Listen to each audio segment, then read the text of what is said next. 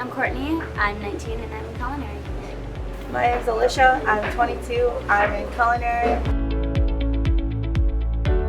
Well, after high school, I was going to go to a community college. I went to cosmetology school and I have student loans and student debt that I have to pay back still. And not having to pay back money for going to a really good school that will get you a career in life, like later on, that's more than anybody could ask for real. Job Corps just came to be my go-to route because it was easier, it was free, and it just helped my family a whole lot more.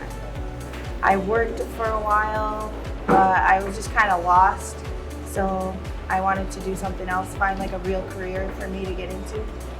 My instructor, Chris, is so amazing. He helped me through a lot.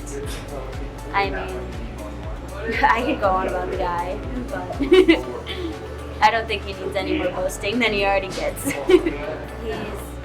He's got the internships going, he's got job fairs. As long as you put in the work, Chef Chris will help you as many ways as he possibly can.